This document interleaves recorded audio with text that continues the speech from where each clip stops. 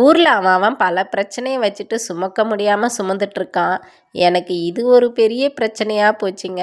என்னன்னு பார்த்தீங்கன்னா, நம்ம திராட்சை காய் வந்துட்டு குரங்கு கடிக்குது. அதனால் நான் காயாக இருக்கும்போதே அந்த சாம்பல் பூத்து இருக்கும்போதே கட் பண்ணி வச்சுட்டேன். பழுக்குமா என்னன்னு தெரியலன்னு சொல்லிட்டு நேற்று வந்துட்டு அது பழுத்திருக்கா என்ன ஏதுன்னு பார்ப்போன்னு சொல்லிட்டு ஒரு வீடியோ போட்டிருந்தேன் இல்லைங்களா?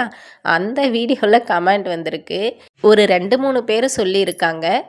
வைக்கில், அதாவது இந்த காஞ்ச பில்லு இருக்கு இல்லையா, நெல்லை அறுத்துட்டு போடுவோம் இல்லையா, அந்த பில்லை வந்துட்டு போட்டு பழுக்க வைங்க, கண்டிப்பாக பழுத்துடும் அப்படின்னு சொல்லிட்டு.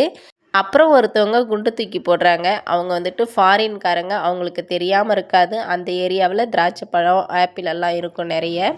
அப்படின்னும்போது அவங்க சொல்கிறது கரெக்டாக தான் இருக்கும். இது வந்துட்டு செடியிலே பழுக்கணும், அறுத்து வச்சோம்னா பழுக்காது சிஸ்டர் அப்படின்னு சொல்லிட்டு மனசே கேட்கலைங்க. இதுலேயும் ஒருத்தவங்க கமெண்ட் பண்ணியிருக்காங்க, எல்லோ கலரில் நல்லா பெரிய டெடியாக வாங்கி பந்தில் மேலே கட்டுங்க அப்படின்னு சொல்லிட்டு. இந்த ஐடியாவை ஃபஸ்ட்டே கொடுத்துருக்க கூடாதா? எனக்குமே தோணாமல் போச்சு. அதையுமே நம்ம ராஜா குரங்கு பார்த்தா கூட பார்ப்பாங்க.